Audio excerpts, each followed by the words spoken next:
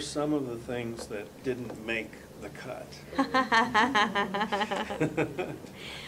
Now, to be honest, one of our, because this is really political stuff, right? Like there's a political angle to all of this, and so our recommendation process. So each of the work groups came forward with recommendations, and then we debated them. And some were very easy; we all could easily agree with them. They went immediately into the report. Some were absolutely we were not going to get to consensus on, and sort of fell away.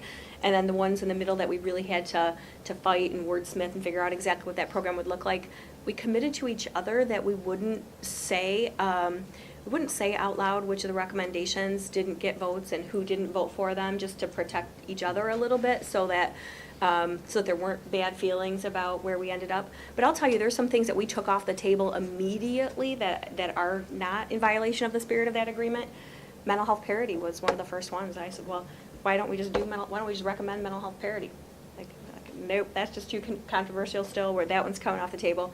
There's a group of folks that wanted to talk about,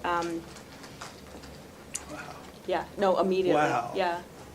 Scope of practice issues for individual providers. So this is it's another really political issue, but really important issue as you look to provide care for a lot more folks, and especially in partnership with the Medicaid expansion and the nearly 500,000 new citizens that will have access to care. Do we want to change some of the scope of some of our practitioners so that we can provide more care to more people? And that was immediately off the table. So yeah, there were a few things that just really didn't make it. And I'll say, in all honesty, it's about a third, I think, of the total recommendations that were made did not get accepted. So this is about 2/3 of the work that people did that we were able to convince each other needed to make it into the final report. It's about a third that ended up on the cutting room floor.